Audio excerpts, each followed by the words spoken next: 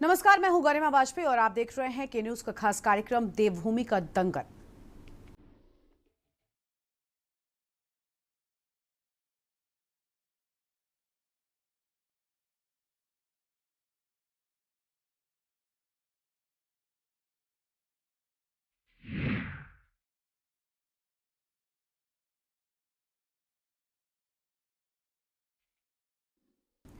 तो उत्तराखंड की 70 सीटों पर 14 फरवरी यानी कि दूसरे चरण में चुनाव होने हैं और आपको बता दें कि इस चरण को काफी अहम माना जा रहा है क्योंकि उत्तराखंड की सभी सीटों पर चुनाव हो रहा है। और अगर 22 के चुनाव की बात करें तो उत्तराखंड में भी यह चुनाव बेहद रोमांचक हो गया है क्योंकि जिस तरह से हमने देखा हर एक पार्टी में दिग्गजों की नाराजगी भी देखने को मिली, आपसी मतभेद भी देखने को मिला और इसी के चलते यहाँ पर कई सीटें जो हैं वो बेहद रोमांचक हो गई हैं और इन पर लगातार अब सबकी जो नजरें हैं वो यहाँ पर बनी हुई हैं, चाहे भाजपा हो, चाहे आम आदमी पार्टी हो या फिर कांग्रेस हो, क्योंकि इस बार उत्तराखंड के चुनाव में आम आदमी पार्टी भी अपनी किस्मत आजमा रही है। आम आदमी पार्टी की ओर से कर्नल अजय कोठियाल को चुनावी मैदान में उतारा गया है। तो वहीं अभी तक भारतीय जनता पार्टी की ओर से मुख्यमंत्री चेहरा जो है वो स्पष्ट नहीं हो पाया है और यही हाल कांग्रेस पार्टी का भी है। भले ही हरदा लगातार अपने नाम को लेकर मोहर लगाते रहे हों, लेकिन अब तक पार्टी की ओर से आधिकारिक तौर पर किसी भी नाम पर मोहर नहीं लगाई गई थी।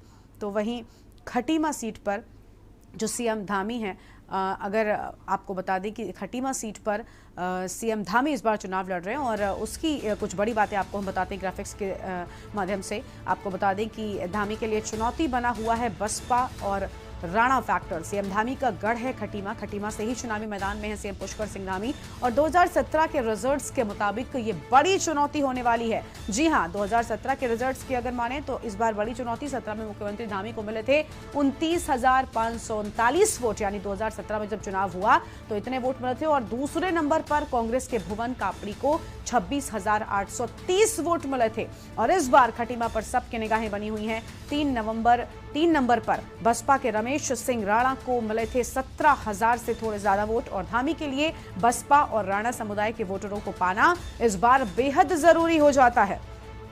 2002 और 2007 में कांग्रेस के गोपाल सिंह राणा विधायक रहे हैं और खटीमा की ये बड़ी बातें आपको बता रहे हैं। तो वहीं 2012 और 17 में सीएम धामी ने यहां पर जीत दर्ज की थी और इस बार भी समीकरणों को साधना सीएम धामी के लिए बेहद जरूरी, क्योंकि खटीमा सीट पर क्षत्रिय वोटर सबसे ज्यादा है। ये बड़ी बातें आपको हम बता रहे हैं। अल्पसंख्यक वोटरों की भूमिका भी यहां पर बेहद अहम मानी जाती है। तो अल्पसंख्यक वोटरों की भूमिका यहां पर बेहद अहम है। राणा और मुस्लिम बिरादरी के प्रत्याशी भी चैलेंज बन सकते हैं सीएम पुष्कर सिंह धामी के लिए। ये बड़ी बातें। खटीमा सीट पर इस बार भाजपा से मुख्यमंत्री हैं सीएम पुष्कर सिंह धामी और उनके लिए ये बड़ी चुनौती होगी। कांग्रेस से भुवन कापड़ी चुनावी मैदान में है और साथ ही आपको बता दें कि राणा फैक्टर भी यहां पर बेहद काम करता है, जिसके चलते चुनौती और ज्यादा बड़ी होती हुई। आम आदमी पार्टी के पूर्व प्रदेश अध्यक्ष एसएस कलेर मैदान में है आम आदमी पार्टी की ओर से और बसपा से रमेश सिंह राणा खटीमा से सीएम धामी को यहां पर टक्कर देंगे। ये बड़ी बातें खटीमा की आपको हम बता रहे हैं, जहां पर सबकी नजर मुख्यमंत्री धामी की खटीमा सीट पर टिकी हुई है और धामी के लिए चुनौती बना हुआ है बसपा और राणा फैक्टर। सीएम धामी का गढ़ माना जाता है खटीमा से ही चुनावी मैदान में है उत्तराखंड के मुख्यमंत्री पुष्कर सिंह धामी और कल यानी कि दूसरे चरण में 14 फरवरी को उत्तराखंड की 70 सीटों पर चुनाव हो रहा है और बेहद अहम दिन उत्तराखंड के लिए। और क्योंकि लगातार हमने देखा है उत्तराखंड में हर बार सत्ता पलटी है, इस बार ये मिथक टूटेगा या फिर बरकरार रहेगा ये तो 10 मार्च को स्पष्ट होगा, लेकिन फिलहाल कल यहाँ पर चुनाव हो रहे हैं और सीएम धामी का गढ़ है खटीमा।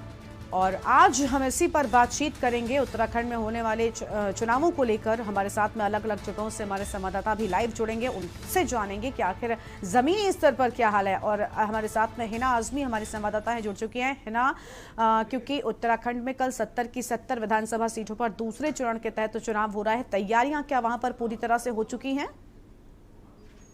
जी हाँ, बिल्कुल। जिस तरीके से 5 साल बाद तमाम राजनीतिक दलों के लिए और सभी के लिए जो है चुनाव का ये महाअभियान शुरू हो चुका है। एक महाकुंभ जो कहा जाता है, माना जाता है, वो शुरू हो चुका है। और अब कल जो है 14 फरवरी को मतदान होने वाले हैं। और उत्तराखंड की 70 विधानसभा सीटों पर जो है चुनाव होने वाले हैं, जिसके लिए निर्वाचन आयोग से लेकर तमाम जो जिला प्रशासन है के पदाधिकारी हैं और सभी जो है सभी के द्वारा तमाम जो है तैयारियां मुकम्मल कर ली गई हैं। और करीब अगर राज्य की बात करें तो राज्य में करीब 81,72,173 जो है मतदाता हैं इस बार, जिसमें करीब पुरुष जो है 42,38,890 और महिला 39,32,995 जो है महिला मतदाता होंगी। और अगर बात करें उम्मीदवारों की तो भाजपा, कांग्रेस और आम आदमी पार्टी के जो उम्मीदवार है, करीब 632 उम्मीदवार चुनावी रण में उतरने वाले हैं। तो लगातार यहाँ पर तमाम जो पार्टियां हैं लगातार तैयारियां कर रही थी और सभी जो प्रत्याशी जिनके ऊपर जिम्मेदारी दी गई है, तो वो यहाँ पर जो है अपनी जिम्मेदारियों का निर्वहन करते हुए प्रचार किया। और कल जो है चुनाव प्रचार का आखिरी दिन था, जिसमें दमखम लगा दिया था सभी लोगों ने, जितने भी उम्मीदवार थे उन्होंने। और तमाम पार्टियां अपना जो चुनावी बिगुल बजा चुकी थी। और अब देखना ये होगा कि 10 मार्च को जब चुनावी परिणाम आएंगे तो क्या जनता जनार्दन का फैसला होगा। बिल्कुल, दानिश हमारे साथ में जुड़े हुए हैं, संवाददाता हैं देहरादून से। दानिश, इस बार हमने देखा है उत्तराखंड के चुनावों में दिग्गजों तक ने चुनावी मैदान में उतरने से कोई परहेज नहीं की और अपनी पार्टी के वोट को प्रतिशत को बढ़ाने के लिए हर एक कोशिश की गई है। तो क्या लगता है कि क्या इस बार दिग्गजों का चुनावी मैदान में आना और ज्यादा महत्वपूर्ण बना देता है 2022 के चुनावी रणभेरी को?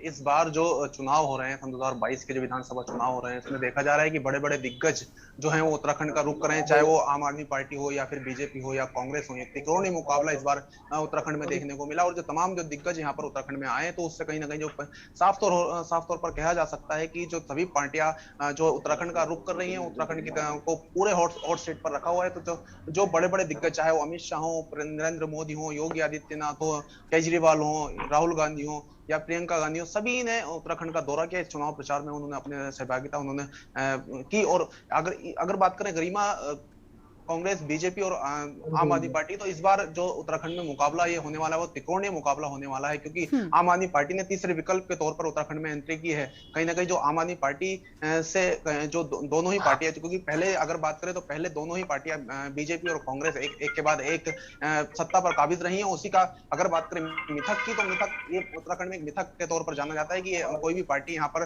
दूसरी बार जो लगातार दूसरी बार सत्ता में नहीं आती, उसमें जनता उसमें बदलाव ले आती है। उसी को देखते हुए जो कहीं ना कहीं बीजेपी और कांग्रेस जो है इस बार कहीं ना कहीं पूरी कोई भी कसर नहीं छोड़ना चाहती। उसी में तमाम जो बड़े बड़े दिग्गज नेता हैं वो उत्तराखंड का उन्होंने रोक किया। वहीं आम आदमी पार्टी तीसरे विकल्प के तौर पर उत्तराखंड में आई और बड़े बड़े दिग्गजों ने, उनके चाहे मनीष सिसोदिया हो, अरविंद केजरीवाल हो या फिर कैबिनेट जो दिल्ली सरकार में कैबिनेट मंत्री हैं राम गोपाल राय, वो उत्तराखंड का रुख किया। तो कहीं ना कहीं जो पार्टियां हैं वो उत्तराखंड को किसी भी हाल में हारना नहीं चाहती। 70 विधानसभा यहाँ पर है, कुछ 70 विधानसभा, कुछ ज्यादा विधानसभा नहीं होती। कहीं छोटा प्रदेश है, छोटा प्रदेश देखते हुए कहीं ना कहीं जो सरकार उनको, जो जनता को लुभाने के उनके वादे हैं, जो उनकी प्रचार है, उस तरह का रहा कि जनता उनके प्रचार में और वादों में उनकी ओर आकर्षित हो और उनसे उनकी सरकार बनाने का वो जनता मतलब उत्तराखंड में वो काम करे। इसी के ऊपर उन्होंने प्रचार प्रसार किया और सभी जितने भी मुद्दे और वादे उनके रहे हैं वो सभी इसी तर्ज पर रहे हैं कि उत्तराखंड की जनता को कैसे लुभाया जाए। बिल्कुल, यानी दानिश सभी पार्टियों की ओर से पूरी कोशिश की गई है सत्ता को काबिज करने के लिए। हमारे साथ में संवाददाता हमारे बने हुए विकास खरे हरिद्वार से हमारे संवाददाता है। विकास, हरिद्वार की सीट भी बेहद महत्वपूर्ण हो जाती है। अगर हरिद्वार की बात की जाए तो इस बार किस तरह के समीकरण वहां पर बनते हुए नजर आ रहे हैं? बिल्कुल, देखिए आप बोला हरिद्वार में भाजपा हरिद्वार की कोशिश बनी है। भाजपा हरिद्वार में जो है कांग्रेस आपको जो प्रत्याशी योगी जमीन स्तर पर जो है उतर चुके हैं, उनका लगातार जनता के बीच स्तर पर जो है वर्करी की गई है। बात क्या जो बड़े बड़े दिग्गज जो पार्टी जो स्टार प्रचारक है हरिद्वार पहुंचे, उन्होंने भी जमजमनी जो प्रत्याशी होने के लिए प्रचार किया। तो कहीं ना कहीं जो बड़े बड़े दिग्गज वो भी मैदान में उतरे हैं। हालांकि हरिद्वार सीट की अगर बात करें तो हरिद्वार सीट लगातार जो है और सीट बनी है, तो कहीं ना कहीं कांग्रेस और भाजपा की बड़ी टक्कर दिखा रही है। हालांकि उत्तराखंड की अगर बात करें तो उत्तराखंड में जिस तरह से कल चुनाव प्रचार बंद हुआ था, तो कहीं ना कहीं जो चुनाव जो प्रचार जो स्टार है वो उत्तराखंड पहुंचे थे। चाहे वो फिर अमित शाह हो, जैसे अमित शाह कल हरिद्वार पहुंचे तो उन्होंने जो है कल माँ गंगा पूजन किया है, माँ गंगा की आरती में भाग लिया। लेकिन जिस तरह से जो उनके समर्थक है घंटों तक जो है लाइन में खड़े रहे माला लेकर, लेकिन अमित शाह वहां तक नहीं पहुंच पाए। तो ऐसे में जो है जो भाजपा कार्यकर्ता उनमें काफी रोष भी देखने को मिला है। आसान मायावती की बात करें तो बहुजन समाज पार्टी की सुप्रीमो वो भी हरिद्वार पहुंची, उन्होंने भी अपने जो प्रत्याशी है उनके लिए भी जो पार्टियां है वो लगातार जमीन स्तर से जुड़ रही है। और सबसे बड़ी बात है उत्तराखंड में बेरोजगारी, तो कहने की जो पार्टियां वो सभी लोग जो है बेरोजगारी के मुद्दों लोग आगे बढ़े, चाहे वो बिजली की बात करें या पानी की बात करें, फिर चिकित्सा की बात करें, तो कहने के सभी ने जो है सभी पार्टी का जो ये मुद्दा है, ये एजेंडा है कि कहने के बेरोजगारी उत्तराखंड में दूर हो। हालांकि ये तो आने वाला वक्त बताएगी कौन सी पार्टी बेरोजगारी को दूर करती है या फिर अच्छी चिकित्सा उत्तराखंड में दे पाती है। जी बिल्कुल, यानी आने वाले वक्त के साथ में ही जो तस्वीर है वो पूरी तरह से स्पष्ट हो पाएगी। हमारे साथ में हैना भी लगातार बनी हुई है और साथ ही आपको बता दी कि हमारे साथ में और भी मेहमान जुड़े हुए हैं। हमारे साथ में वरिष्ठ पत्रकार जी भी जुड़े हुए हैं, नरेंद्र सेठी जी। नरेंद्र जी, आपका बहुत बहुत स्वागत हमारे इस कार्यक्रम में। नरेंद्र जी, क्या लगता है आपको, क्योंकि उत्तराखंड का एक भ्रम रहा है कि सरकार एक बार रहती है और दूसरी बार में बदल जाती है, तो क्या लगता है कि इस बार ये जो मिथक है, अभी हमारे संवाददाता भी इसी को लेकर बात कर रहे थे, क्या इस बार बदलने वाला है या फिर ये मिथक आगे भी चलता रहेगा? क्योंकि इस बार मुकाबला त्रिकोणीय है, आम आदमी पार्टी भी चुनावी मैदान में है। जी, सही कहा आपने, मिथक है और मिथक देखा जाए तो अमूमन टूटता नहीं है, लेकिन इस बार जिस तरीके का जोश और जिस तरीके का जज्बा है भारतीय जनता पार्टी में, उससे बिल्कुल स्पष्ट प्रतीत होता है कि वो इस मिथक को तोड़ने के लिए पूरी कमर कस चुके हैं और वो किसी भी तरीके से कोई चांस नहीं लेना चाहते कि किसी भी तरीके से वो इस बार सत्ता में आने से चूक हो जाए उनकी। और कल का मैं आपको खास तौर पे बताना चाहूंगा, कल जो उत्तर प्रदेश के मुख्यमंत्री योगी आदित्यनाथ ने जो सभा की थी कोटद्वार में, तो उन्होंने जिस तरीके से अपने संबोधन में यहाँ के उत्तर प्रदेश के भूमाफियों के ऊपर चोट करते हुए कहा कि आपको यहाँ पे सजग रहना है, कहीं ऐसा ना हो कि हम वहां से भूमाफियाओं को खदेड़े और यहाँ आ जाएं, तो इशारा था कि आप भारतीय जनता पार्टी को पूरी तरीके से मजबूत करिए। साथ में उन्होंने कुछ संस्मरण अपने बताया कि ये वो स्कूल था जहां मैं जाता था और ये यादें जोड़ के उन्होंने बताई, तो उससे काफी कुछ माहौल बदल चुका है वहां पे। और इस तरीके की तस्वीर बनी है कि जो इस समय तक स्वयं मान रहे थे कि कड़े कांटे का मुकाबला है, अब उनको लगता है कि वो बढ़त हासिल करते हुए आगे बढ़ रहे हैं। जी बिल्कुल, यानी आने वाले वक्त के साथ ही स्पष्ट होगा कि ये भ्रम टूटेगा या फिर नहीं टूटेगा। राम गोपाल भी हमारे साथ में लगातार बने हुए हैं, हमारे संवाददाता हैं लक्सर से। राम गोपाल, लक्सर में क्या कुछ माहौल चल रहा है? अगर जमीनी स्तर की बात की जाए तो जनता किस ओर, उस जनता का रुझान देखने को मिल रहा है?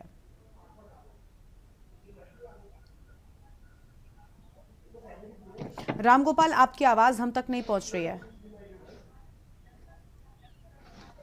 प्रियंका, बिल्कुल देखिए, जिस तरीके से चुनाव प्रचार थमने के बाद में कहीं ना कहीं जो एक माहौल कन्वर्ट हुआ है, बदला है, क्योंकि अब जो चुनाव प्रचार बंद होने के साथ साथ में जिस तरीके से जो वोटर हैं उनके जो समीकरण है वो भी कहीं ना कहीं निकल करके सामने आ रहे हैं। और साथ में क्योंकि लक्सर में भी जिस तरीके से प्रदेश में आम आदमी पार्टी ने अपनी एंट्री की है, इस बार लक्सर में भी आम आदमी पार्टी ने यानी कि 70 विधानसभा में प्रत्याशी उतारे हैं। लक्सर से भी इसी तरह की स्थिति रहने वाली है, क्योंकि त्रिकोणीय मुकाबला, हालांकि आम आदमी पार्टी का जो अस्तित्व है पहाड़ पे तो शायद लगता है, लेकिन मैदानी क्षेत्र में कोई दिखाई नहीं दे रहा। लेकिन यहाँ बसपा, भाजपा और कांग्रेस तीनों में कड़ी टक्कर होने वाली है। और जो मुद्दा है इस बार जनता का जो रुझान है, कहीं ना कहीं बेरोजगारी, महंगाई, इनको लेकर के कहीं ना कहीं जनता इस बार वोट भी करेगी। और क्योंकि यहाँ लक्सर में जो है 2 बार से भाजपा से जो विधायक है संजय गुप्ता वो रहे हैं, और तीसरी बार भी भाजपा ने लक्सर विधायक संजय गुप्ता पर ही भरोसा जताया है। और कांग्रेस ने डॉक्टर अंतरिक्ष सैनी को मैदान में उतारा है। तो बसपा से जो शहजाद है 2 बार कलियर सीट से जो है चुनाव लड़ चुके हैं, लेकिन उनको हार देखनी पड़ी। लेकिन इस बार वो लक्सर सीट पर अपना किस्मत आजमा रहे हैं, क्योंकि लक्सर में इस बार जो वोटर की यदि संख्या की बात करें 1,22,000 के लगभग जो संख्या है, और पुरुष जो मतदाता है वो 56,000 के आसपास हैं। तो ये कहा जा सकता है कि जिस तरीके से जातीय समीकरण की भी यदि बात करें तो कहीं ना कहीं भारतीय जनता पार्टी हो या बसपा या फिर कांग्रेस हो, कहीं ना कहीं तीनों ही पार्टियों ने अपने अपने स्टार प्रचारकों के साथ में यानी कि जातीय समीकरण को लेकर के कहीं ना कहीं एक वोटरों को लुभाने का भी काम किया है। जो सभाएं की गई हैं, जिस क्षेत्र में जिस जाति का ज्यादा बोलबाला रहा है, वहां उसी कैंडिडेट को लेकर के कहीं ना कहीं स्टार प्रचारक को लेकर के सभाएं की गई, ताकि जो जिस तरीके से मुस्लिम, एसटी और सैनी समाज का जो बाहुल्य यानी कि एक ओहदा यहाँ पे काफी माना जाता है। उसी को लेकर के अपनी अपनी और जो वोटर है उनको आकर्षित करने का भी काम किया गया है। लेकिन इस बार जो बीजेपी की कहीं ना कहीं जो सीट है इस बार वो हल्की यहाँ दिखाई दे रही है, क्योंकि कांग्रेस बसपा के साथ साथ में बीजेपी तीनों का ही मुकाबला है। लेकिन जनता किस तरीके से कल इस लोकतंत्र के महापर्व को लेकर के किस प्रत्याशी को चुनती है और किस प्रत्याशी को विधानसभा जीत करके भेजती है, ये आने वाला वक्त बताएगा। जी बिल्कुल। नरेंद्र जी, आप कुछ कहना चाह रहे थे? हाँ, मैं गरिमा रामगोपाल जी से एक सवाल और था कि जो जैसे इस बार कुंवर प्रणव चैंपियन का टिकट काटा गया और उनकी पत्नी को टिकट दिया गया है, तो क्या इस बदलाव से वहां पे कुछ समीकरण में फर्क पड़ेगा? क्या इससे रामगोपाल जी इस पे कुछ प्रकाश डालेंगे? बिल्कुल, देखिए जिस तरीके से 4 बार से यहाँ कुंवर प्रणव सिंह जो विधायक रहे हैं खानपुर विधानसभा सीट से, हालांकि उनके जो विकास कार्यों की यानी ग्राउंड जीरो की यदि हम बात करें, खानपुर विधानसभा में विकास कार्यों को लेकर के खासा कोई विरोध नहीं है, लेकिन जो उनका बड़बोलापन है कहीं ना कहीं उसको लेकर के जनता में जो नाराजगी है वो साफ देखी जा सकती है। लेकिन वही मैं बदजुबानी की बात कर रहा हूं। उनकी बदजुबानी कितनी तक उनको नुकसान पहुंचाएगी? एक बार अपना सवाल दोबारा दोहराएंगे आप?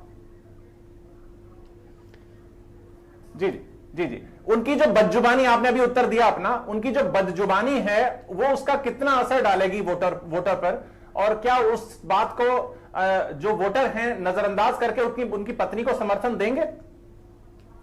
देखिए कुछ हद तक, यानी कि मैंने बताया सर आपको जिस तरीके से जातीय समीकरण को लेकर के, क्योंकि गुज्जर और जो बिरादरी से जो वहां यानी कि जो गुज्जर समाज है वो काफी वजूद रखता है, साथ में मुस्लिम बाहुल्य क्षेत्र भी है, तो जो वजूद है दोनों ही समाज का वो भी कहीं ना कहीं, लेकिन जो गरीब तबके का लोग है वो इस बार कहीं ना कहीं परिवर्तन का मन तो जरूर बना चुका है। लेकिन अभी किस तरीके का समीकरण रहने में, यानी कि कल जिस तरीके से मतदान होना है, हालांकि जो निर्दलीय प्रत्याशी है उसका वजूद बहुत ज्यादा वहां बनता दिखाई दे रहा है। पार्टी बसपा की बात करें या फिर कांग्रेस या भाजपा की, कहीं ना कहीं तीनों ही इस बार त्रिकोणीय मुकाबले में है, लेकिन निर्दलीय जो प्रत्याशी है वो भी लगातार जो है वजूद में बिल्कुल, यानी सभी प्रत्याशी जो हैं वो अपनी पार्टी के लिए वोट की अपील लगातार उनकी ओर से भी की गई है और हर एक अपने वोट बैंक को बढ़ाना चाहता है। जी नरेंद्र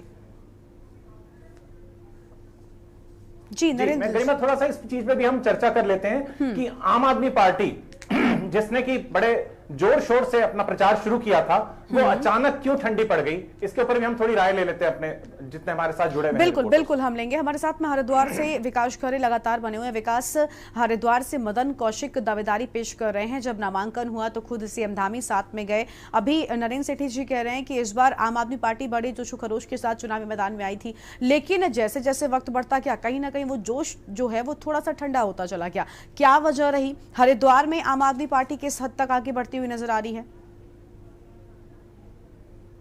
बिल्कुल, देखिए जिस तरह से मदन कौशिक की अगर बात करें तो पिछले 20 साल से विधायक है, तो कहने के इस बार ये मिथक टूट सकता है। हालांकि जिस तरह से कांग्रेस के जो प्रत्याशी है सतपाल ब्रह्मचारी वो भी टक्कर दे रहा है, लेकिन तीसरे नंबर की अगर बात करें तो तीसरे नंबर भी जो है आम आदमी पार्टी कहने गई हरिद्वार में अपनी जमीन तलाश रही है। हालांकि जिस तरह से अभी आपने बता प्रियंका, तो कहीं ना कहीं जो ठंडा प्रचार कहीं ना कहीं आम आदमी का पढ़ा है, जिस तरह से स्टार प्रचारक आम आदमी है, खुद जो है 3 दिन तक दिल्ली का मुख्यमंत्री अरविंद केजरीवाल हरिद्वार पर उन्होंने लगातार प्रेस कॉन्फ्रेंस भी की है। तो कहीं ना कहीं हरिद्वार में पूरा जनाधार आम आदमी पार्टी का कहने के हरिद्वार में गूंजा और लगातार जनसभा भी हरिद्वार में हुई है। तो इसी को लेकर जो आम आदमी पार्टी के प्रत्याशी हैं वो भी लगातार जनता के बीच पहुंचे और जमीनी स्तर पर जो है उनकी भी पूरी तैयारी जनता के बीच में पहुंची है। तो कहीं ना कहीं आपको तो उनका कहना है कि जिस तरह से 10 वादे आम आदमी पार्टी ने कहे कहने को जनता के बीच को लेकर उनको जा रहे हैं, चाहे वो बिजली का वादा हो या फिर आपका जो है चिकित्सा का वादा हो या फिर शिक्षा का। तो कहीं ना कहीं लगातार आम आदमी पार्टी जो है उत्तराखंड में अपनी तलाश जमीन कर रही है। तो कहीं ना कहीं अब जिस तरह से जो 14 तारीख कल जिस तरह से मतदान होना है, तो कहीं ना कहीं ये तो अब आने वाला वक्त बताएगा क्या जो है आम आदमी पार्टी के जिस तरह से 10 वादे उनको उत्तराखंड की जनता अपनाती है या नहीं, या फिर जो 20 साल का मिथक है भाजपा सरकार का, भाजपा का जो प्रत्याशी है मदन कौशिक, ये तो कहने के कांग्रेस में बड़ी टक्कर हरिद्वार में दे रही है। बिल्कुल, यानी टक्कर जो है वो देखने को मिलेगी। नरेंद्र जी, अभी आपने कहा कि आम आदमी पार्टी को लेकर हम बातचीत कर सकते हैं। हमने देखा है कि इस बार आम आदमी पार्टी ने कई गारंटियां जो है वो उत्तराखंड में बताई हैं और साथ ही महिलाओं को साधने के लिए काफी अहम काम जो प्रति महीने महिलाओं को एक धनराशि देने की बात बात कही गई है वो भी कही गई है। तो आपको क्या लगता है कि क्या आम आदमी पार्टी के ये जो दाव हैं ये कारगर साबित होंगे? क्योंकि एक और महिलाओं को लेकर कांग्रेस पार्टी की ओर से भी लड़की हूं लड़ सकती हूं का नारा जो है वो बुलंद किया गया, लेकिन वो सही तरह से, क्योंकि सरिता आर्य जिस तरह से नाराज होकर यहाँ पर आई तो वो थोड़ा सा वहां पर पूरा नहीं होता हुआ दिखाई दिया। लेकिन आम आदमी पार्टी ने महिलाओं के लिए ये एक बड़ा दांव खेला है, क्या लगता है कितना कारगर होगा? बिल्कुल गरिमा, जैसे आप बता रहे हैं, देखिए आम आदमी पार्टी को बहुत उम्मीदें थी और जहां तक यहाँ अनुमान लगाया जा रहा था, आम आदमी पार्टी को ये उम्मीद थी कि शायद आम आदमी पार्टी कहीं पे 6, 7 या 8 सीटों तक जरूर कहीं ना कहीं हथिया लेगी इस बार के सदन में। लेकिन इस बीच में हुआ क्या कि उनको गोवा से और पंजाब से कुछ बहुत अच्छे उत्साहवर्धक उनको सामने फीडबैक मिला और उन्होंने अपना ध्यान जो है उस साइड केंद्रित कर लिया, गोवा की तरफ केंद्रित किया और पंजाब की तरफ केंद्रित किया। सांकेतिक रूप में यहाँ पे दोबारा मनीष सिसोदिया आए तो, लेकिन वो वाली बात नहीं थी कि जैसे कोई बड़ी रैली या जनसभा करने की बात आती है तो वो वोटर्स पर इंपैक्ट डालने का कुछ रखते हो।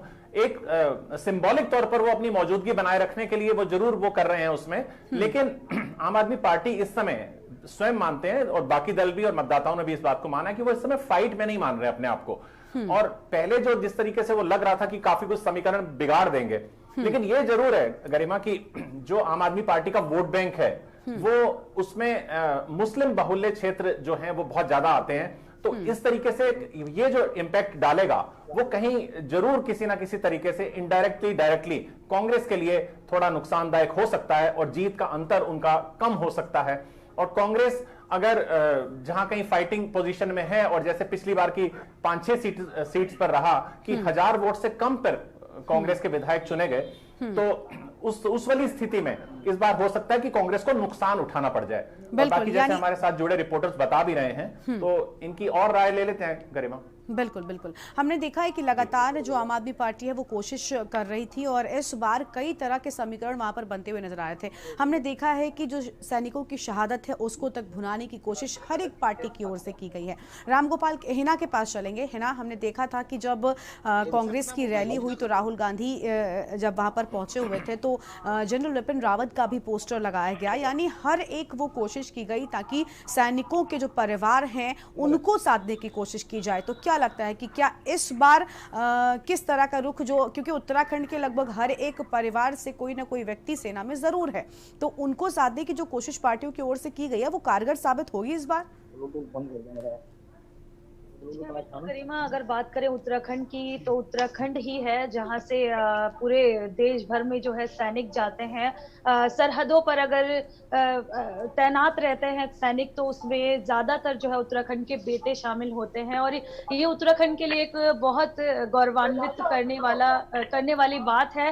तो ऐसे में पता है तमाम राजनीतिक दलों को कि अगर चुनाव का अगर दांव खेला जाए तो सबसे पहले किसान और उसके बाद जवान, तो यानी कि जवान को, क्योंकि उत्तराखंड के हर तीसरे परिवार में कोई ना कोई जो है वो सेना में जरूर है, सेना पर तैनात है। तो ऐसे में जो है तमाम राजनीतिक दल, अगर एक परिवार से भी एक सैनिक होता है तो एक परिवार में कितने ही लोग होते हैं, तो वोट बैंक जो है सैनिक परिवार का, तो यहाँ पर लगातार जो है तमाम राजनीतिक दलों ने यहाँ पर सैनिकों को साधने की कोशिश की है। चुनाव के कुछ महीने पहले से ही कांग्रेस की अगर बात करें तो कांग्रेस ने भी जो है सम्मान समारोह आयोजित किया था और उसके सैनिक सम्मान समारोह आयोजित किया था। इसके बाद अगर बात करें भाजपा की तो भाजपा ने भी जो है सैनिकों के लिए जो है सैन्य धाम बनाने की बात कही और सैन्य धाम बनाए। और अगर आम आदमी पार्टी की बात करें तो आम आदमी पार्टी ने तो जो सीएम प्रत्याशी है अपने यानी कर्नल कोठियाल, उन्हें भी गंगोत्री विधानसभा सीट से उम्मीदवार चुना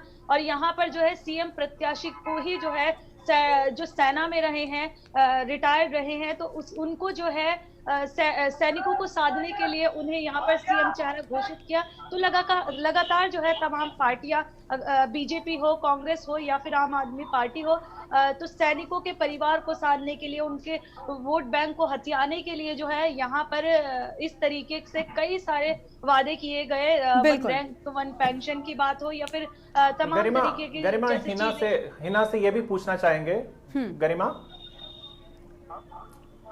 ये जैसे केजरीवाल ने अपनी जनसभा में कहा था कि जैसे वहां पहले कांग्रेस शासनकाल में या भारतीय जनता पार्टी के शासनकाल में सैनिक शहीद होते हैं तो उनको एक पहले सिर्फ एक उनकी बेल्ट और उनकी यूनिफॉर्म भेज दी जाती थी और एक सिलाई मशीन दे दी जाती थी। हम प्रत्येक शहीद होने वाले को 1 करोड़ रुपए की हम सहायता राशि देंगे। तो इस घोषणा से कोई सैन्य परिवारों में कोई इंपैक्ट पड़ा है क्या? बिल्कुल है ना, इसका जवाब हम आपसे लेंगे, लेकिन फिलहाल यहाँ पर एक छोटे से ब्रेक का वक्त हो रहा है। आप कहीं मत जाएगा क्योंकि देवभूमि का दंगल लगातार जारी है।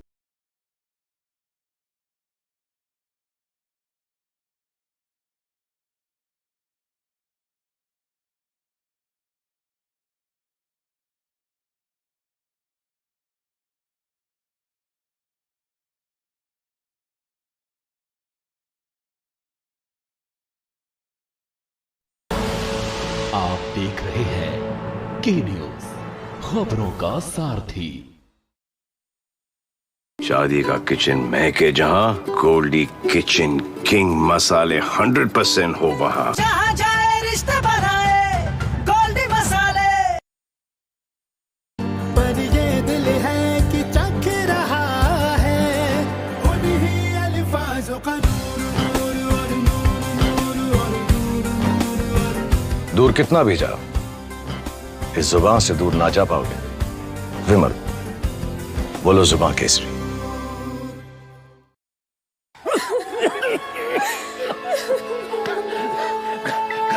घबराने की बात थी लेकिन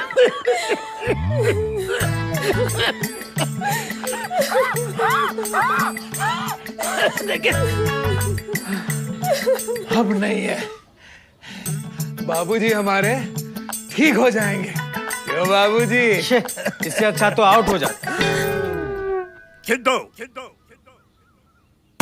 जी हाँ, प्रेडिक्ट करें क्रिकेट रिजल्ट्स और जीते लाखों सिर्फ Sky 247 पर। कहीं भी कभी भी 24/7 entertainment only on Sky 247। Download the Sky 247 app today. This game involves an element of financial risk and may be addictive. Please play responsibly at your own risk. खुदी को आजमाया है तो ये अंदाज आया है। खुदी को आजमाया है तो ये अंदाज आया है। तुम में भी मैं हूं, शुद्ध प्लस पान मसाला।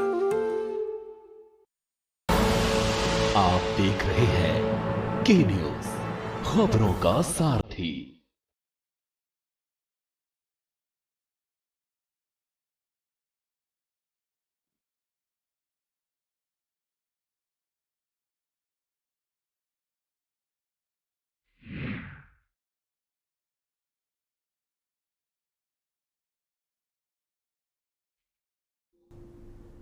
और ब्रेक के बाद देवभूमि के दंगल में आप सभी का स्वागत है। चर्चा में आगे बढ़ेंगे, लेकिन उससे पहले हमारी एक खास रिपोर्ट देखिए जिसमें आपको बता दें कि उत्तराखंड की 70 सीटों पर 14 फरवरी को चुनाव होने हैं। कांग्रेस, भाजपा और आम आदमी पार्टी के सीएम दावेदारों के अलावा पार्टियों के प्रदेश अध्यक्ष और दिग्गजों की हॉट सीटों पर सबकी नजरें टिकी हुई हैं, क्योंकि तीनों पार्टियों के दिग्गज ही चुनावी परिणाम तय करेंगे। सूबे के मुखिया पर हाईकमान को पूरा भरोसा है कि मुख्यमंत्री धामी एक बार फिर से खटीमा सीट जीतेंगे और दूसरे चरण के मतदान में जनता किसे समर्थन देती है और कौन होगा पहाड़ का अगला सीएम, इसी पर मंथन हम जारी रखेंगे। लेकिन ये खास रिपोर्ट।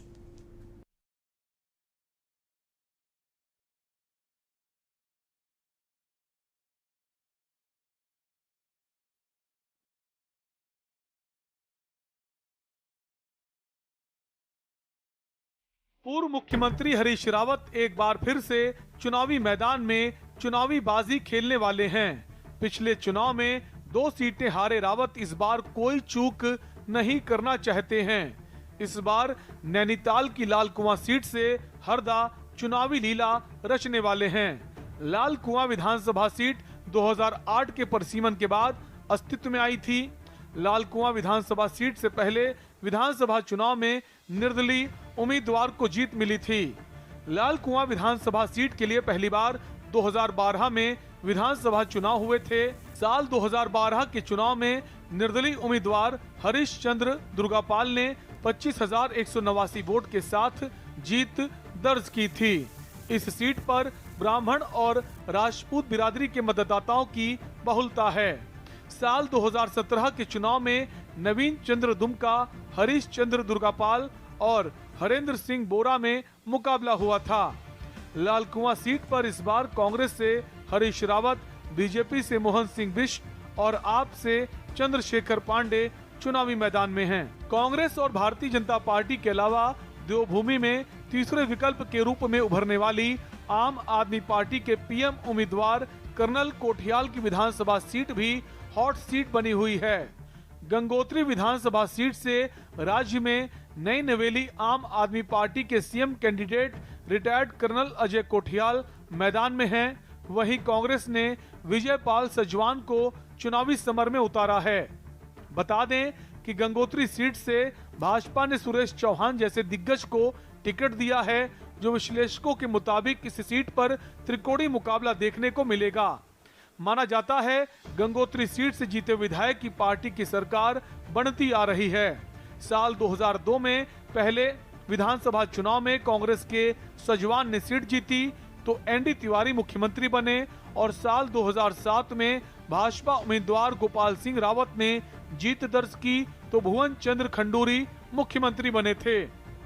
वहीं 2017 के चुनाव में गोपाल सिंह रावत जीते तो त्रिवेंद्र सिंह रावत की सरकार बनी थी। अगर बात करें गंगोत्री विधानसभा की तो 83,281 कुल मतदाता हैं, जिनमें 62% ठाकुर हैं, 17% ब्राह्मण और 19% अनुसूचित जाति है, जबकि मुस्लिम आबादी 0.5% है। गंगोत्री विधानसभा सीट से आम आदमी पार्टी से कर्नल अजय कोठियाल, भाजपा से सुरेश चौहान और कांग्रेस से विजयपाल सिंह चुनावी रण में हैं। लैंसडाउन सीट पर पूर्व कैबिनेट मंत्री डॉक्टर धन सिंह रावत की पुत्रवधू पहली बार चुनाव लड़ रही हैं। इस सीट से कांग्रेस से अनुकृति गुसाई, भाजपा से दिलीप सिंह रावत और आम आदमी पार्टी से नरेंद्र सिंह चुनावी मैदान में हैं। वहीं हरिद्वार से 3 बार जीत दर्ज करने वाले भाजपा के प्रदेश अध्यक्ष मदन कौशिक चौथी बार हरिद्वार सीट से विधानसभा चुनाव लड़ रहे हैं।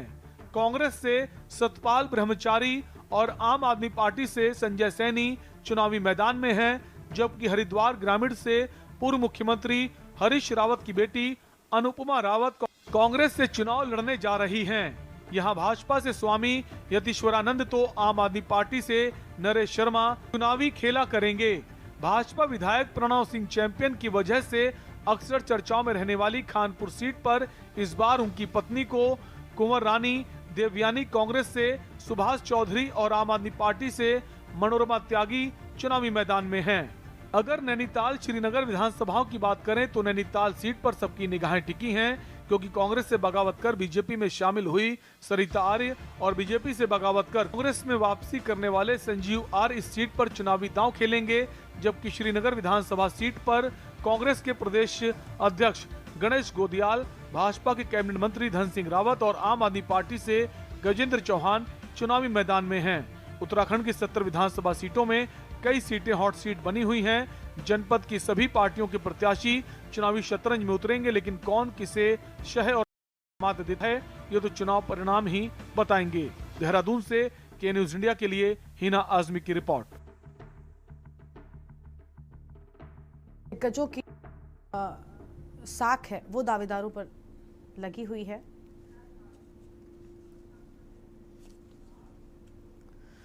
तो देवभूमि में दिग्गजों की साख दांव पर लगी हुई है। उत्तराखंड में दूसरे चरण में कल सभी सीटों पर चुनाव होगा और इसी पर हम लगातार चर्चा कर रहे हैं। हमारे साथ में मेहमान लगातार बने हुए हैं, हिना आजमी हमारे साथ में जुड़ी हुई हैं और साथ ही वरिष्ठ पत्रकार नरेंद्र सेठी जी भी हमारे साथ में लगातार बने हुए हैं। नरेंद्र जी, अभी हम बात कर रहे थे और एक सवाल मैंने आपसे किया जिसके जवाब में आपने कहा कि आम आदमी पार्टी क्योंकि मुस्लिम वोट बैंक जो है वो आम आदमी पार्टी की ओर झुकाव कर रहा है तो कांग्रेस पार्टी को नुकसान होगा। लेकिन मैंने सुना है आम आदमी पार्टी की उन रैलियों को जब भी अरविंद केजरीवाल उत्तराखंड पहुंचे, आम आदमी पार्टी की ओर से कोई पहुंचा तो जो सीधा हमला बोला जा रहा था वो था भारतीय जनता पार्टी की ओर, क्योंकि वो सत्ता में है, लाजमी भी है। लेकिन आपने कहा कि जो नुकसान है ज्यादा वो कांग्रेस पार्टी को होने वाला है। कहीं ऐसा ना हो कि भारतीय जनता पार्टी को ज्यादा नुकसान हो जाए, क्योंकि बहुत सारे मिथक हैं जो उत्तराखंड में, अभी हम पहले भी बात कर रहे थे कि सत्ता पलटती आई है, तो कहीं ऐसा ना हो कि भारतीय जनता पार्टी को भी नुकसान हो, क्योंकि हमला लगातार उस पर ही बोला जा रहा था। हाँ, देखिए वो बहुत बड़े टेक्निकल तरीके से चुनाव लड़ रहे हैं। वैसे तो उनका पूरे मन से नहीं लड़ रहे, लेकिन उनकी जो तकनीक है आम आदमी पार्टी की, वो हमला इसलिए बोल रहे हैं भाजपा पे क्योंकि उनको मुस्लिम वर्ग के मतदाता का तो समर्थन है ही है उनको। अब वो उसमें वार करके भारतीय जनता पार्टी पे जितना मत प्रतिशत इधर बढ़ा पाएंगे तो उनको ये लगता है कि कम से कम जो स्थिति रहेगी उससे तो बेहतर ही रहेगी उनकी स्थिति आगे से।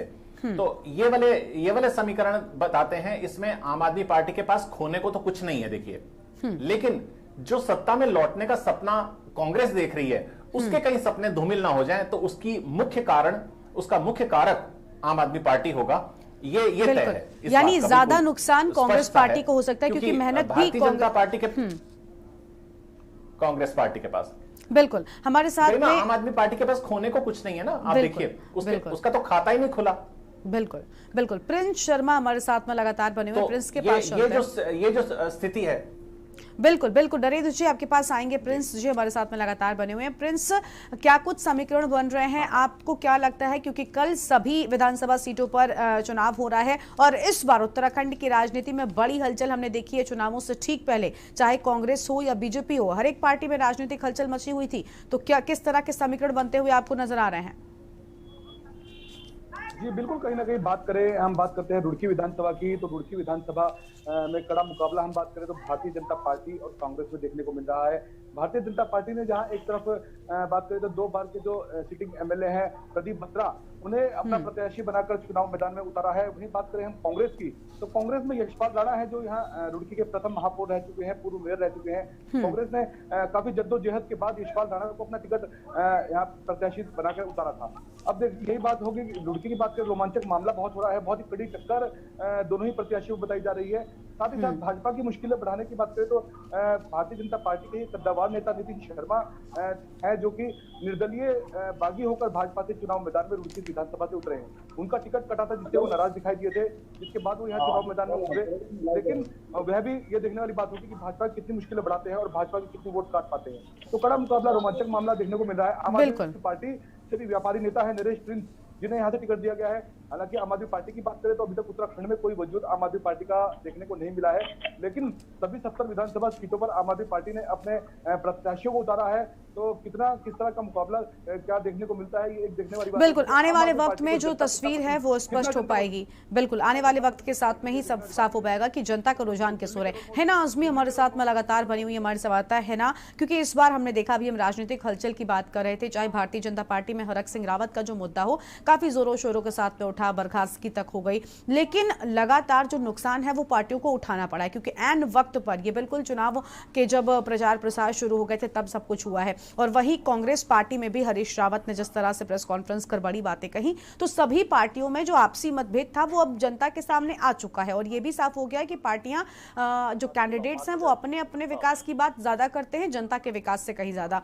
तो क्या लगता है कि अब क्या इस बार उत्तराखंड की जनता अब ये समझ चुकी है?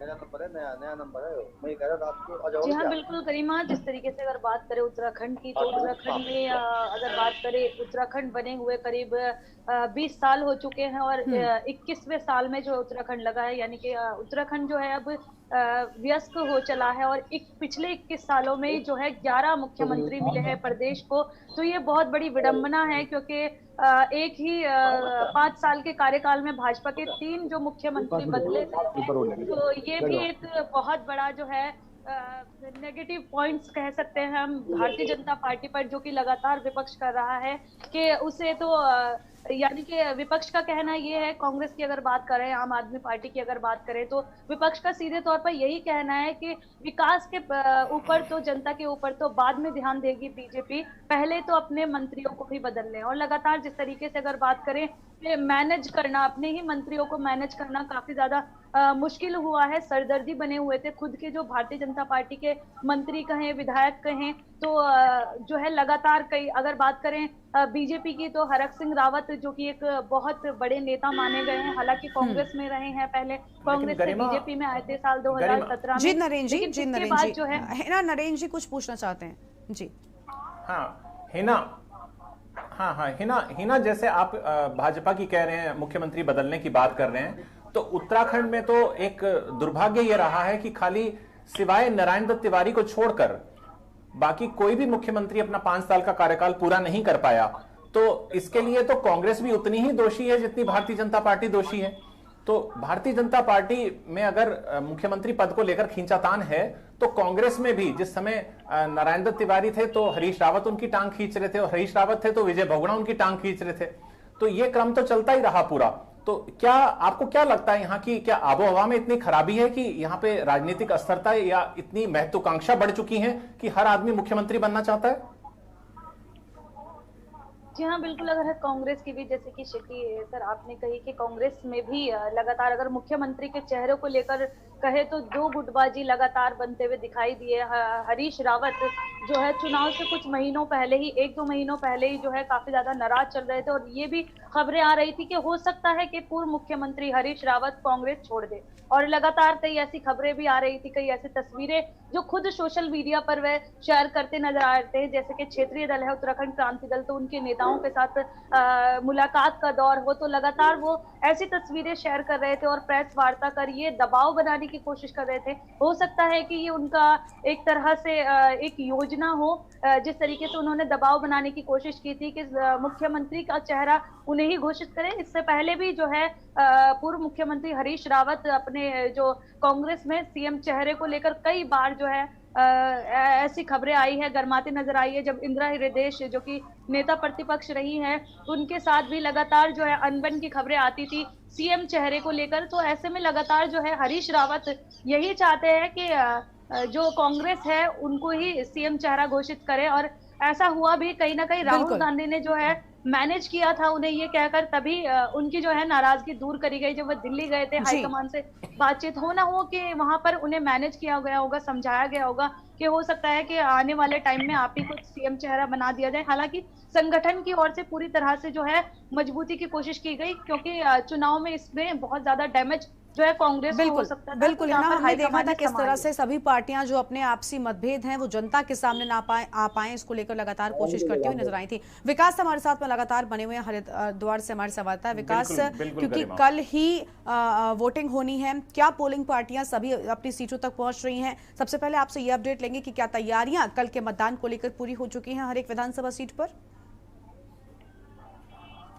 आपको बता दें जो प्रशासनिक अमला है वो पूरी तरह से जो रवाना हो चुका है। जो पोलिंग बूथ है, आप साफ तौर पर मेरे पीछे भी देख रहे हैं, साफ तौर जो प्रशासनिक है वो लगातार यहाँ पर निरीक्षण कर रहे हैं। जो पोलिंग बूथ है उनकी भी तैयारी पर चल रही है। तो कहीं ना शाम तक जो पोलिंग बूथ की तैयारी पूरी यहाँ पर हो चुकी है, और जिस तरह से प्रशासनिक जो अमला हरिद्वार का पूरी तरह से कमर कर चुका है। हालांकि फिलहाल मैं जो हूँ ग्रामीण विधानसभा यहाँ पर मौजूद हूँ, पिछले विधानसभा चुनाव पूर्व मुख्यमंत्री यहाँ से इसी सीट से जो है चुनाव में लड़े थे, कहीं ना कहीं उन्होंने जो है यहाँ से दावेदारी दी थी। और बात किया तो इस बार उनकी स्वयं की जो बेटी है अनुपमा रावत वो हरिद्वार ग्रामीण से चुनाव मैदान में कांग्रेस ने उतारी। हालांकि इस बार वो किस तरह से अपने पिता की हार का बदला यहाँ से लेगी, तो कहीं ना कहीं बड़ी टक्कर हरिद्वार ग्रामीण में भाजपा और कांग्रेस की बनी हुई है। इसको ही लेकर जो आम जनता है, जो छात्रों का यह कह रहा है, कांग्रेस के जो नेता है, जो दिग्गज है, कि जिस तरह से जो आम यहाँ के जो निवासी है उनको जो टिकट नहीं दिया लगातार, और जो कांग्रेस के नेता है वो भी विरोध करे थे। तो कहीं ना कहीं अनुपमा रावत ने और हरीश रावत ने उनके घर पहुंचकर जो उनको खुद मनाने की जो है यहाँ पर कोशिश भी की थी। कहीं ना कहीं जो कांग्रेस की जो नेता वो मान भी गए थे कि क्योंकि उनका साफ तौर वही विरोध था कि स्थानीय को यहाँ पर टिकट नहीं हुआ है। तो लगातार हरीश रावत ने उनके घर पर जाकर मनाने का काम किया। स्वयं अनुपमा रावत उनके घर पर पहुंची, तो माहौल पूरी तरह से कांग्रेस के पक्ष में हरिद्वार ग्रामीण का बिल्कुल, यानी यहाँ पर जो माहौल है वो पूरी तरह से बनता हुआ नजर आ रहा है। नरेंद्र सेठी जी हमारे साथ में लगातार बने हुए। नरेंद्र जी, अभी हमने हेना से बात की जहाँ पर आपने आपने कहा कि मुख्यमंत्री जो बदलने का रिवाज है वो पहले भी पार्टियों में रहा है। मेरा गरिमा एक ये जी अपनी बात पूरी करें नरेंद्र जी। मेरा गरिमा ये बताना था आपको कि उत्तराखंड एक बहुत ही खूबसूरत राज्य है, और यहाँ की जो वादियां हैं, चाहे वो मसूरी हो, नैनीताल हो, रानीखेत हो या कौसानी हो, जहां पे कि सोनिया गांधी अपना छुट्टियां बिताने के लिए आती हैं। ये उत्तराखंड इतना खूबसूरत एक सूबा है पूरा का पूरा। एक समय पर आपको याद होगा कि फिल्मों में बहुत सारे ऐसे सीन होते थे जिसमें ये कहते थे कि हम छुट्टियां बिताने मसूरी जा रहे हैं। लेकिन अब एक पूरी राजनीतिक अस्थिरता की वजह से यहाँ का माहौल इस तरीके का हो चुका है कि वो पर्यटन वाली या यहाँ घूमने वाली या हिल स्टेशन वाली बात जो है वो काफी मिसिंग सी नजर आती है। अब वो पर्यटकों की उस तरीके की तादाद भी नहीं नजर आती। तो हम थोड़ी सी फीडबैक ये भी लेना चाहेंगे जो हमारे साथ जुड़े हैं कि इसका क्या कारण रहा, क्या यही लोग दोषी हैं, ये सरकार के कारिंदे दोषी हैं, और इसके लिए क्या परिस्थितियां क्या हैं? बिल्कुल, रामगोपाल हमारे साथ में जुड़े हुए हैं। रामगोपाल, जवाब दीजिए नरेंद्र जी के सवाल का। बिल्कुल, देखिए जिस तरीके से अब जो मुख्यमंत्री कहीं ना कहीं बदलने का काम है, और फिर राजनीति है वो उलट फिर कहीं ना कहीं पूरे 5 साल भी जो है मुख्यमंत्री नहीं हो पाता कहीं ना कहीं, तो ये कहा जा सकता है क्योंकि डेवलपमेंट को लेकर के यदि यहाँ कुछ काम किया जाता तो धरातल पर, तो कहीं ना कहीं उसको लेकर जो एक सैलानी है उनकी जो संख्या वो भी कहीं ना कहीं यहाँ बढ़ सकती थी। लेकिन जिस तरीके से ये कहा जा सकता है कि चुनाव के समय ही इन मुद्दों को उठाया जाता है, उससे पहले यदि इस मुद्दों को लेकर के धरातल पर काम किया जाए तो कहीं ना कहीं ये जो एक सैलानियों को लेकर के कहीं ना कहीं, या फिर डेवलपमेंट को लेकर के, या विकास को लेकर के, क्योंकि उत्तराखंड जिस तरीके से पहाड़ और मैदान का जो क्षेत्र है वो बहुत ही कठिन है, क्योंकि पहाड़ों पर जिस तरीके से त्रासदियों की जो कहानियां वो भी लगातार होती रहती है, आपदाएं आती रहती हैं उन विकास कार्यों को लेकर भी, क्योंकि जो विकास होते हैं कहीं ना कहीं उन पर भी बहुत ज्यादा फर्क पड़ता है। जी बिल्कुल बिल्कुल। नरेंद्र जी, अभी हमने आप कह रहे थे कि मुख्यमंत्री बदलने का रिवाज यहाँ पर है, लेकिन एक बात नरेंद्र जी मैं भी ये पूछना चाहती हूँ, क्योंकि हमने देखा है इस बार मुख्यमंत्री चेहरे को लेकर हरीश रावत बेहद बेताब नजर आ रहे थे। वो लगातार कह रहे थे कि मुख्यमंत्री बनूंगा तो ये करूंगा। पार्टी की ओर से आधिकारिक तौर पर उनका नाम अभी तक नहीं लिया गया है। क्या लगता है, क्योंकि भारतीय जनता पार्टी ने भी मुख्यमंत्री चेहरे पर कोई पुष्टि नहीं की है कि यही हमारे मुख्यमंत्री होंगे, सिर्फ आम आदमी पार्टी का चेहरा जो है वो बिल्कुल स्पष्ट है, तो ये चीजें भी क्या नुकसान करेंगी पार्टी को? क्योंकि हर बार प्रधानमंत्री मोदी के नाम पर मोदी लहर में चुनाव लड़ना ही तो ठीक नहीं होता ना। हाँ, देखिए बिल्कुल गरिमा, देखिए आपने बहुत ही वाजिब और बहुत ही ऐसा जिज्ञासु सवाल पूछा है जिसको कि शायद बहुत सारे दर्शक सुनना चाहते होंगे कि ऐसी क्या स्थिति है। अब देखिए आपकी इन्होंने चेहरा घोषित नहीं किया। हरीश रावत मतलब आप बाय डिफॉल्ट कह लीजिए कि उम्र के उस पड़ाव में हैं कि ये उनका हो सकता है कि राजनीति का इसके बाद वो चुनाव ना लड़े, और उत्तराखंड का ये भी मिथक रहा है कि चाहे वो नित्यानंद स्वामी हो, चाहे वो हरीश रावत रहे हो या बीसी खंडूरी हो, वो जितने भी मुख्यमंत्री रहे उनकी जो विदाई है वो बहुत ही अनसेरेमोनियल सी रही, बहुत अच्छी विदाई नहीं रही उनकी, वो हार के ही विदा हुए हैं। तो इस तरीके का ये मिथक कहें या इसको एक रिवाज कह लें, तो उम्र के उस पड़ाव में हरीश रावत हैं तो उनकी एक चाहत है, और उनकी जो चाहत है उन्होंने दीवारों पे भी लिखवा दिया कि सबकी चाहत हरीश रावत, तो उसके बावजूद भी उनको चेहरा नहीं घोषित किया। उन्होंने बहुत सारे इमोशनल ट्वीट्स भी किए। उन्होंने कहा मेरे हाथ पैर जो है मेरे साथ के लोगों ने बांधे हुए हैं, और मुझे समुद्र में उसमें फेंका हुआ है पानी में जहां पे मगरमच्छ सत्ता दल के हैं। तो ये इस तरीके की बातें कहने के बावजूद भी उनको चेहरा नहीं घोषित किया। तो कहा जाता है कि कांग्रेस के बारे में, अगर कांग्रेस के अंदर की अंदरूनी लड़ाई खत्म हो जाए, समाप्त हो जाए, तो शायद उनको प्रतिद्वंदी के तौर पर कुछ दूसरा कोई चाहिए ही नहीं है, वो अपने आप ही जीत जाएंगे। लेकिन कांग्रेस को इस बीमारी से निजात ही नहीं मिल पा रही है। बिल्कुल नरेंद्र जी, मेरा बहुत सवाल भी इससे ही जुड़ा हुआ था, क्योंकि मुझे याद है इंदिरा गांधी जी ने जब कहा था कि कांग्रेस को कोई हरा नहीं सकता, कोई हरा सकता है तो वो सिर्फ और सिर्फ कांग्रेस ही है। और अभी आप भी वही बात दोहराते हुए नजर आए कि अंदरूनी गुटबाजी को खत्म करना होगा, लेकिन इस बार के चुनाव में आखिर तक वो चीज समाप्त होते हुए नजर नहीं आई। प्रीतम सिंह का गुट अलग चलता है, हरीश रावत का गुट अलग चलता है, जो साफ तौर पर मंचों पर हमें देखने को मिल जाता है। तो क्या लगता है कि प्रीतम सिंह का गुट गरिमा अलग चलता है, हरीश रावत का अलग चलता है, इंदिरा हृदय रही नहीं उनका गुट अलग चलता था, किशोर उपाध्याय उनका गुट एक अलग चलता था, वो आपके भारतीय जनता पार्टी में आ गए तंग होकर। उन्होंने कहा अपने गुट को जो है दुकानदारी अपनी बंद करके उधर की तरफ लौट आए। बिल्कुल, तो यही सवाल था ना, जो हैं ये पूरी की पूरी कांग्रेस के लिए दुर्भाग्यपूर्ण तो है। बिल्कुल, लेकिन कहीं ऐसा ना हो, एक बार को अगर ये मानकर चल लेते हैं कि कांग्रेस अगर सत्ता में आती है तो कांग्रेस के लिए भी ये बहुत महत्वपूर्ण, या फिर हम कहते हैं एक बहुत बड़ा प्रश्न हो जाएगा कि मुख्यमंत्री चेहरा किसको बनाए। क्या लगता है कि पार्टी किस पर बड़ा दांव खेल सकती है अगर सत्ता में वापसी करती है कांग्रेस पार्टी? गरिमा, दोनों स्थितियों में ऐसा हो सकता है। अगर कांग्रेस सत्ता में आती है और अपने इतनी संख्या बल में आ जाती है कि वो सरकार बनाने की स्थिति में आ जाती है, तो जिस तरीके से हरीश रावत के पीछे इनके पार्टी के या उनके गुटबाजी में कहीं वो गुटबाजी का शिकार हो गए और अगर कहीं विधानसभा तक ना पहुंच पाए, तो ये तस्वीर बिल्कुल बदल जाएगी। तो फिर चूंकि अब हरक सिंह रावत भी सदन के बाहर बैठे हैं, उनको टिकट नहीं दिया गया, बिल्कुल, तो रहकर फिर यशपाल आर्य रह जाते हैं, या इनमें से देखा जाएगा कि किसको पार्टी, बिल्कुल, यानी कहीं ना कहीं पार्टी के लिए भी एक बड़ा बहुत बड़ा हो जाएगा। गरिमा जो आज का जो बड़ा जो प्रश्न है, मैं थोड़ा सा और हम अपने रिपोर्टर से थोड़ी फीडबैक ले लेंगे, बिल्कुल, कि कांग्रेस के पास खोने को बहुत ज्यादा नहीं है। उनके पास केवल 11 विधायक हैं और 10 विधायक हैं।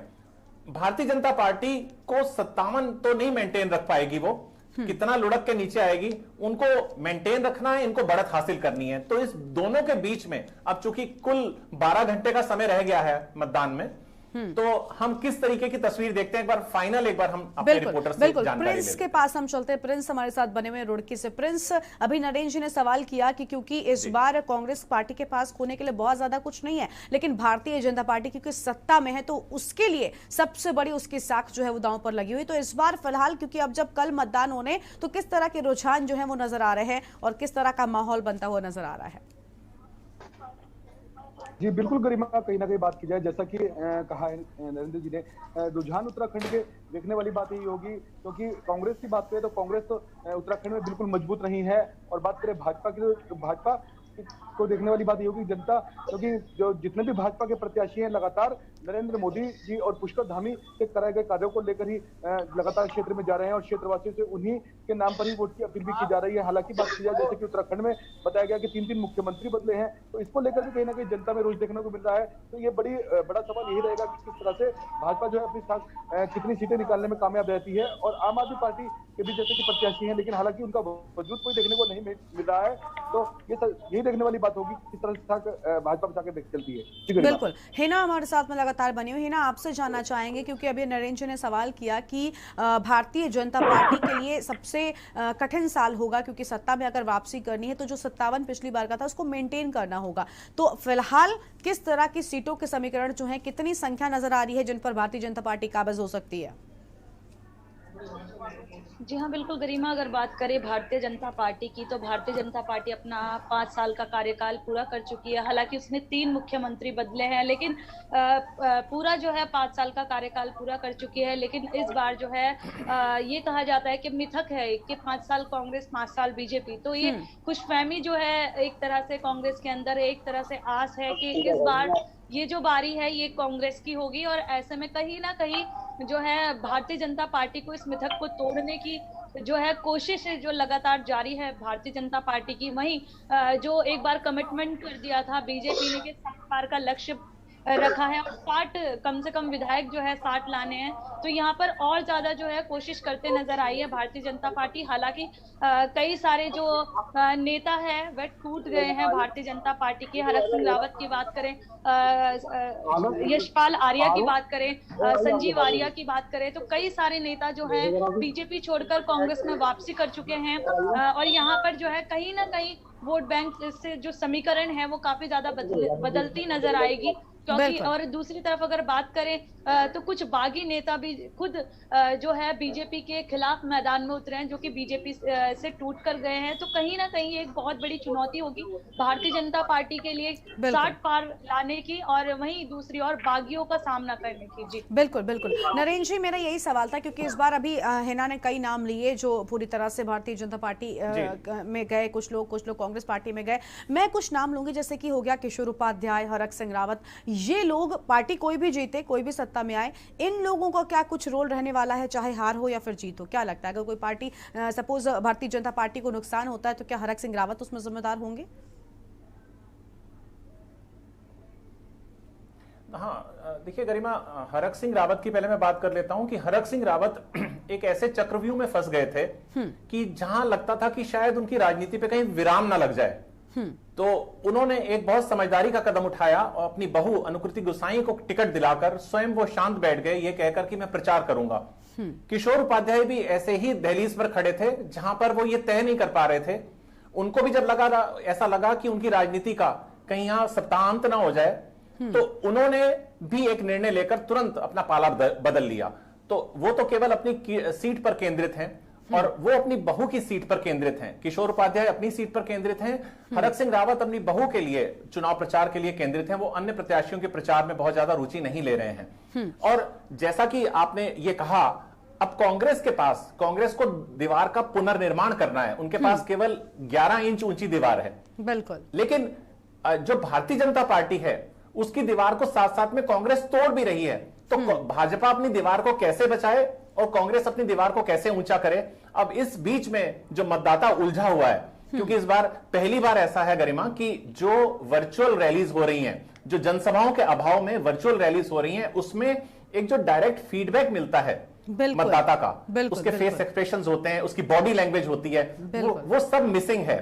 और जब वो नहीं मिल पा रहा है तो ऐसी स्थिति में नेता और प्रत्याशी वो बहुत असमंजस्य की स्थिति में है, हैरान है, और मतदाताओं के एक अपर एज है, वो देख रहे हैं कि हमने किस तरीके से निर्णायक रूप में लेना है। तो नतीजे कुछ हैरत अंगेज होंगे जरूर। बिल्कुल, यानी नरेंद्र जी, अभी आपने कहा जो भी मिसिंग है वो सब कुछ मिसिंग 10 मार्च को जो है वो पूरी तरह से साफ हो जाएगा, स्पष्ट हो जाएगा और वापस मिल जाएगा। तो आप सभी मेहमानों का बहुत बहुत शुक्रिया आज हमारे साथ जुड़ने के लिए और हमारे इस चर्चा में शामिल होने के लिए, अपनी बात रखने के लिए। तो देवभूमि के दंगल में आज हम बात कर रहे थे कि आखिर 10 मार्च को तस्वीर क्या कुछ सामने आएगी, क्योंकि कल यानी कि 14 फरवरी को उत्तराखंड की सभी 70 विधानसभा सीटों पर चुनाव होने हैं। लेकिन देखना होगा कि आखिर इस बार उत्तराखंड में भारतीय जनता पार्टी सत्ता में वापसी करती है, कांग्रेस मिथक को तोड़ती है, और या फिर इन दोनों की लड़ाई में आम आदमी पार्टी बाजी मार ले जाती है। सब कुछ 10 मार्च को स्पष्ट हो जाएगा। आज के इस दंगल में बस उतना ही। आप देखते रहिए के न्यूज़ इंडिया। नमस्कार।